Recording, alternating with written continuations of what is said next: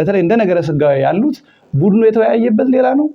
የቡድኑ ቤተ ክህነት የወከለው የቡድን ተወካይ ያቀረበው ነገር ደግሞ ሌላ ነገር ነው።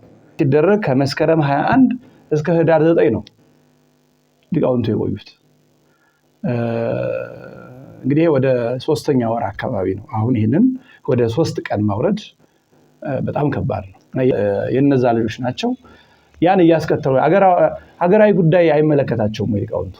በኢትዮጵያ ጉዳይ የሀገር ሰላም ብዙ ጉባኤዎች እየተጎዱ መምህራን ደቀ መዛሙርት እየሞቱ ነው።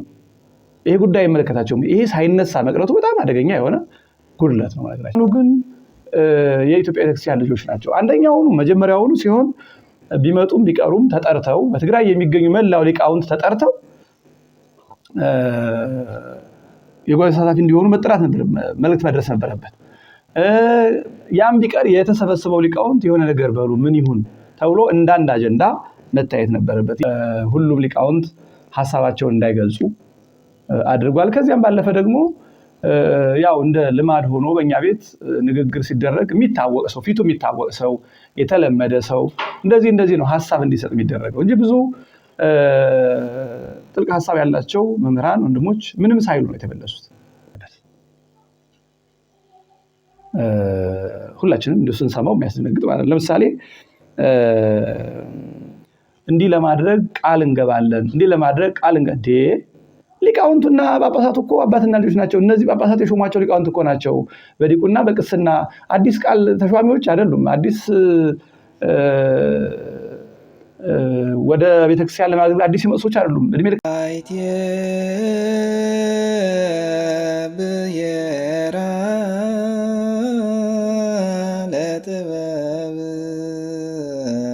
በስመ አብ ወወልድ ወመንፈስ ቅዱስ አሐዱ አምላክ አሜን። የልዑል እግዚአብሔር ቤተሰቦች በኃያሉ በልዑል እግዚአብሔር ስም እንደምን ሰነበታችሁ? አሜን። በምሕረቱ በቸርነቱ የሚጠብቀን እግዚአብሔር አምላካችን ስሙ የተመሰገነ ይሁን። ባለፈው ጊዜ ዝክረ ኒቅያን በጎ ጎኖቹን በመጠኑ እና ዋና አጀንዳዎቹን በዚህ ሚዲያ ለማየት ሞክረናል። ሰው ሲሰራ ያው እንደ ሰው የሚጎሉ ነገሮች ስላሉ ዛሬ ደግሞ የዝክረ ኒቅያን እንደ ጎደሎ የሚታዩትን ነገሮች ነው የምናየው። የዝክረ ኒቅያ ሕጸጾች ምንድን ነበሩ? የሚጎሉት ነገሮች ማለት ነው ምንድን ነበሩ የሚሉትን ለማየት ነው የምንሞክረው። እንግዲህ ብዙ ጊዜኛ ያው ትችት አልለመድንም። ብዙ ጊዜ ምስጋና ብቻ ነው እና ምስጋና ብቻ ለሰው አይጠቅምም። ትችት ማለት ነቀፋ አይደለም፣ እርማት ነው። ይሄ መልካም ነው፣ ይሄ ደግሞ ይስተካከል ማለት ለጉባኤው ራሱ አስተዋጽኦ ነው። የኛ ሰው ግን በጎ ነው ብቻ ነው የለመድነው። ይሄ ጥሩ ልምድ አይደለም። ወደፊትም መለመድ ያለበት ማንም ሰው እንደ ግሉም እንደ ተቋምም ሲሰራ በበጎ ተመስግኖ ደግሞ አንዳንድ ጉዳዮች ላይ ይሄ ቢስተካከል ሊባል የሚችል ነገር ይኖረዋል። እኔ ከዝክረ ኒቅያ ያየኋቸው አንዳንድ ሕጸጽ ያልኳቸው ነገሮች መጠነኛ ጉድለቶች ያው የሚበዛውን በጎን ባለፈው ቪዲዮ ተነጋግረንበታል።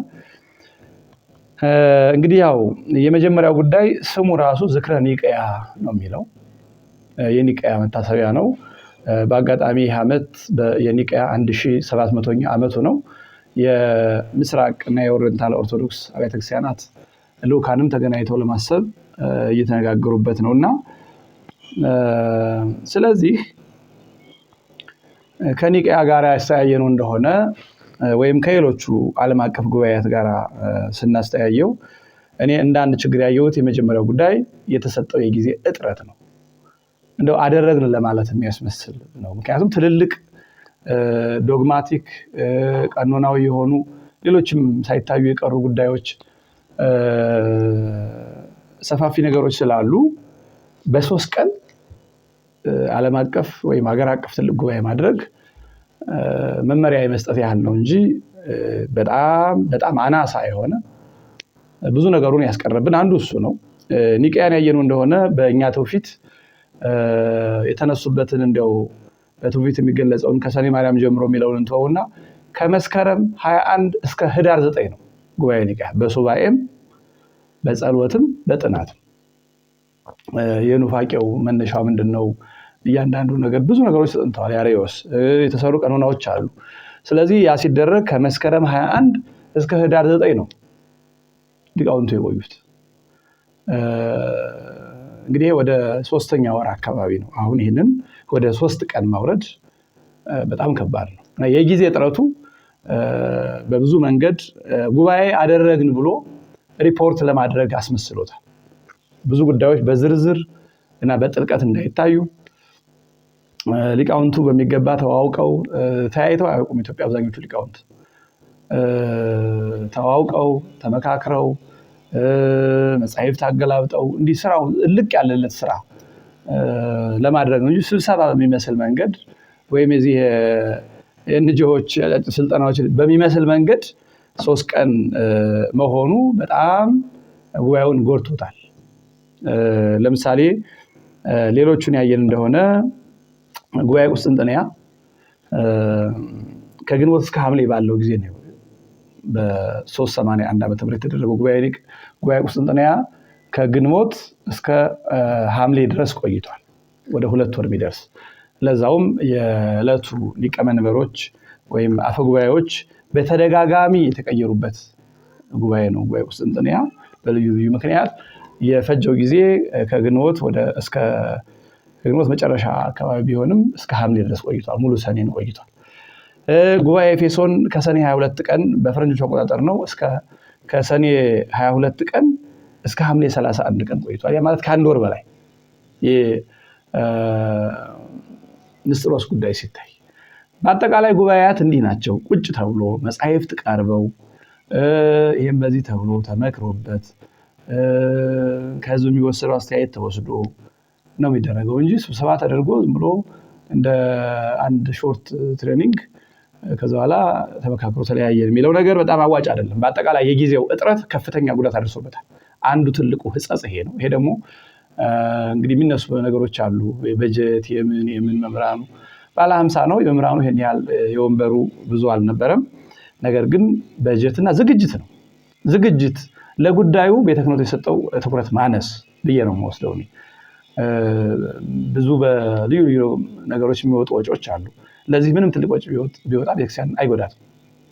እዛ ደግሞ ሀገረ ስብከቶች አግዙ ይባሉ ያግዛሉ። ምዕመናንም ማስተባበር ቢቻልና የምድር ስራ ቢሰራ የበጀት ችግር አይገጥም ነበረ። ስለዚህ በዚህ ምክንያት የጊዜው ማጠር አንድ ህጸጽ ገጥሞታል። ሁለተኛ በጉባኤ ኒቅያ በዝክረ ኒቅያ ያየሁት ችግር አጀንዳ ነው።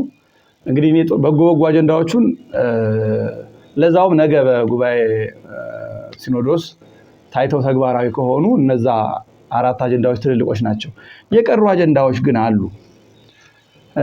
ለምሳሌ ሊቃውንቱ ሀገር አስቀጣዮች ናቸው። አባቶቻቸው ሀገር ሰርተው ፊደል ሰርተው ባህል ሰርተው ታሪክ ሰርተው ቅርስ ሰርተው አሁንም ቅርስ እየሰሩ አሁንም ቅርስ ሆነው ያሉ ህያዋን ቅርሶች ናቸው። እነዚህም ሊቃውንት የነዛ ልጆች ናቸው። ያን እያስከተሉ ሀገራዊ ጉዳይ አይመለከታቸውም። ሊቃውንቱ በኢትዮጵያ ጉዳይ የሀገር ሰላም ብዙ ጉባኤዎች እየተጎዱ መምህራን ደቀ መዛሙርት እየሞቱ ነው። ይሄ ጉዳይ አይመለከታቸውም። ይሄ ሳይነሳ መቅረቱ በጣም አደገኛ የሆነ ጉድለት ነው። ነገራችን ላይ የሚሞቱ ደቀ መዛሙርት ኢቭን ምዕመናንም ቢሆኑ ካህናት፣ ቤተክርስቲያኖች ቢደርስባቸው በአጠቃላይ ሀገራዊ ሁኔታው ሊቃውንቱን አይመለከታቸውም ወይ? የዚች ሀገር ዜጎች አይደሉም ወይ? እና በሀገራዊ ጉዳይ መጠነኛ ውይይት መምህራኑ፣ ሊቃውንቱ፣ በጎ ሐሳብ ያላቸው ትልልቅ አባቶች አንድ አጀንዳ ይዘው እንዲወያዩበት መደረግ ነበረበት። ታዲያ ማን ነው ስለ ኢትዮጵያ የሚወያየው? ማን ነው? እንግዲህ ሊቃውንቱ እነዚህ የመጨረሻ ሰዎች ናቸው። ብዙ ጊዜ ቤተ ክህነቱ አንድ ጠባይ ያለው በየሀገረ ስብከቶችም ሆነ በጠቅላይ ቤተ ክህነት በምናየው መምህራኑ በስም ደረጃ የመጨረሻዎቹ ቤተክርስቲያን የዶግማ የመቀኖና ምንጮች ባለቤቶች የሚል ስያሜ ያላቸው፣ ነገር ግን ስም ሰጥተው ግብር ነስተውታል እንደሚባለው በግብር ደረጃ የለም። የሀገር ባለቤቶች ከተባለ ስለ ሀገር ሊያወሩ ይገባ ነበር ሊቃውንቱ።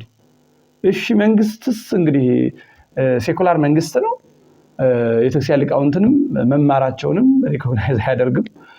ያው በዛኛው በመጣበት ነው የሚያውቀው። አያውቀውም የሊቃውንቱን ሁኔታ ጥልቀት፣ ብስለት አያውቅም ብለን እንውሰድ። ቤተ ክህነቱ ግን በዚህ ደረጃ እረዳለሁ የሚለው ሀገራዊ ጉዳዩን እንዲመካከሩበት ስለ ሰላም እንዲመክሩ ማድረግ ነበረበት ስለ ሀገሪቱ።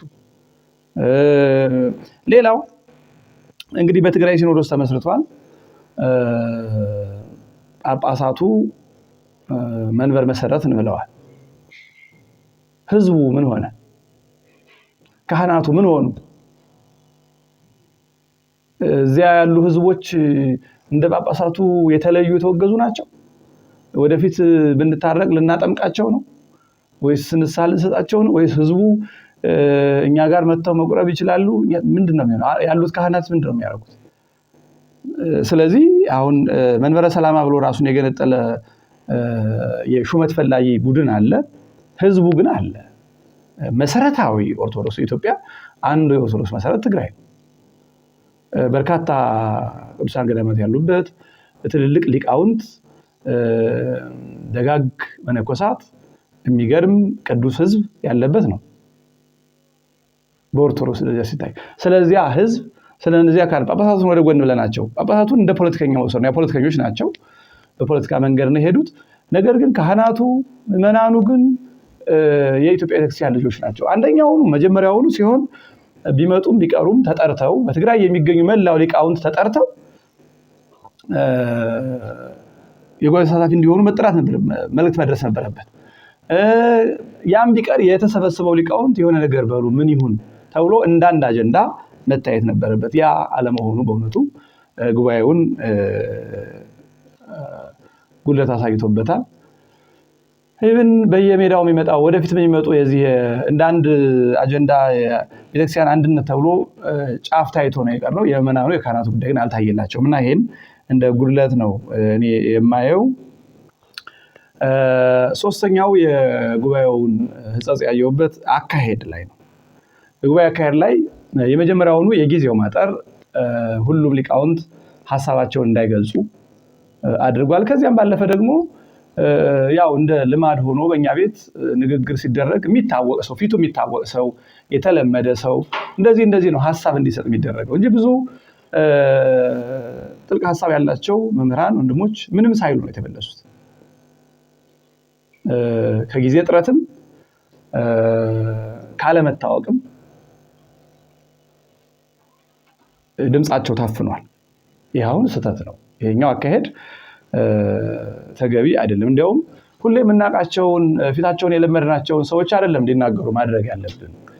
ቤተክርስቲያን ያሏት በርካታ ሊቃውንት አሉ፣ ተገናኝተው ያውቁም፣ አብዛኞቹ አይታወቁም። ስለዚህ በየአቅጣጫው በየረድፉ ሁሉም እንዲናገር ማድረግ ሲገባ ብዙዎቹ በዛ መንገድ ቅሬታ አላቸው። ከዚያ ባለፈ በተለይ በቡድን ውይይት ሲደረግ በጣም ቡድን ውይይቱ ላይ አንድ ከፍተኛ ስህተት ተፈጥሯል። አንደኛው ምንድነው በዚህ የተፈጠረው ስህተት? ለቡድን አወያይ ራሱ ቤተ ክህነት ሰው ነው የመደበው። ይሄ ስህተት ነው። ለምንድነው ሊቃውንቱ ተወያይተው ሰብሳቢ ጸሐፊ መርጠው በራሳቸው ሰብሳቢና ጸሐፊ ሐሳባቸውን ማቅረብ አይችሉም? ይችላሉ። ለምንድነው ቤተ ክህነቱ አወያይ መድቦ ገደብ ያደረገባቸው? ያ አወያይ ሲያወያይ እጅ የሚሰጠው ለሚያውቀውና ለመረጠው ሰው ነው። በጣም የሚቀድመው ደግሞ በተለይ እንደ ነገረ ስጋዌ ያሉት ቡድኑ የተወያየበት ሌላ ነው። የቡድኑ ቤተ ክህነት የወከለው የቡድን ተወካይ ያቀረበው ነገር ደግሞ ሌላ ነገር ነው። ይሄ ምናልባት ሊቃውንት ጉባኤም ያስጠረጥረዋል ስራዬ ብሎ ጉዳዩን ለማድበስበስ። ምክንያቱም የነገረ ክርስቶስ ጉዳይ ባለፈው ሲያጨቃጭቅ ሲያከራክር የሚዲያ አጀንዳ ሆኖ መምህራኑ ግን ሳይጣሉበት ሳይጨቃጨቁበት ተስማምተው አንድ ሐሳብ የሆኑትን ሊቃውንቱ በቡድን የተወያዩት ሌላ፣ የቡድን አቅራቢው ያቀረበው ሰው ሌላ ነው። ይሄ ትልቅ ስህተት ነው። መጀመሪያውኑ ራሳቸው ሰብሳቢ ጸሐፊ መርጠው ራሳቸው ማቅረብ ነበረባቸው። ይሄም ካልሆነ የተወከለው ሰው መምህራኑ ሊቃውንቱ ያሉትን የተናገሩትን ጽፎ ያቀርባል እንጂ ሌላ ሐሳብ የራሱን አርቅቆ ነው ያቀረበው። ከዛ በኋላ እንግዲህ ምናልባትም ነገ ወደ ሲኖዶስ ይቀርብ ቢባል ያ ሰው እንደገና ከልሶ ያቀረበው ረቂቅ እንጂ ሊቃውንቱ የተነጋገሩበት ምስጢረ ሥጋዌ አይደለም የሚቀርበው። እንግዲህ ወደፊት ምናየው ይሆናል። ቅርብ ቀን ነው ርክበ ካህናት። እዚህ ላይ በጣም ከፍተኛ የሆነ ስህተት ተፈጥሯል። ይሄ ጉባኤውን ጉድለት እንዲያሳይ አድርጎታል። በእውነቱ እንዲህ ያለ ልማድ መጥፎ ነው። ምን የመጻፍ ችግር የለባቸው ሊቃውንቱ። አሁን ብዙ የተማረ ነው በዘመኑም በቤተክርስቲያኗም ብራና የሚጽፉ ሊቃውንት ናቸው። ሐሳባቸው የሚሰበስቡ እጅግ በጣም ትልልቅ ሊቃውንት ናቸው ያሉት። ያ ያለ ሌላ አካል መሃል ጣልቃ አስገብቶ የሊቃውንትን ሐሳብ የጠመዝዝ ማድረግ ተገቢ አይደለም። በእውነቱ ይሄ በጣም ትልቅ ስህተት ነው። ከዛም በኋላ ለማስተካከል አንዳንድ ወንድሞች ሞክሩ፣ ምንም የተደረገ ለውጥ የለም። የመጨረሻውና አራተኛው የጉባኤ የዝክረ ኒቅያ ሕጸጽ ማደማደሚያው ያው የጊዜ ጥረቱ ከላይ እንደተባለው ሊቃውንቱም ባለመታወቅም በጊዜ ጥረትም ሳይናገሩ መጥተው በቡድን ውይይትም ቅድም ያልኩት ስህተት ተፈጥሮ አካሄዱ እንዲያ ሆኖ መደምደሚያውም ያማረ አይደለም። ሊቃውንቱ አንድ ሐሳብ ናቸው፣ ምክራቸው ሐሳባቸው አንድ መሆኑ በጣም የሚያስደስት ነገር ነው። ነገር ግን መደምደሚያው ላይ ከጊዜ ማጠሩ የተነሳ የተቋጨ ነገር የለም። እንዲህ ብለናል እንዲያ ብለናል በሚል ነው። በተለይ ደግሞ እንደ አቋም መግለጫ ስናየው የቀረበው አቋም መግለጫ የተለየ ነው። ወይ ቃለ ጉባኤ አይባልም ወይ አቋም መግለጫ አይባልም። ቃለ ጉባኤ ይመስላል፣ አቋም መግለጫ ይመስላል። ቃለ ጉባኤም አቋም መግለጫ ያለው ነገር ደግሞ አለበት። ሁላችንም እንደሱ ስንሰማው የሚያስደነግጥ ማለት ነው። ለምሳሌ እንዲህ ለማድረግ ቃል እንገባለን፣ እንዲህ ለማድረግ ቃል ሊቃውንቱና ጳጳሳቱ እኮ አባትና ልጆች ናቸው። እነዚህ ጳጳሳት የሾሟቸው ሊቃውንት እኮ ናቸው። በዲቁና በቅስና አዲስ ቃል ተሿሚዎች አይደሉም። አዲስ ወደ ቤተክርስቲያን ለማገልገል አዲስ ሲመጡ ሰዎች አይደሉም። እድሜ ልካቸውን ቃል ገብተው እያገለገሉ ያሉ በዚህ ሲኖዶስ የሚታዘዙ ናቸው እንጂ ከሌላ ሲኖዶስ የመጡ አይደሉም ሊቃውንቱ። ስለዚህ ከሌላ ሲኖዶስ እንደመጣ እና እንደ አዲስ እንደሚዋሃድ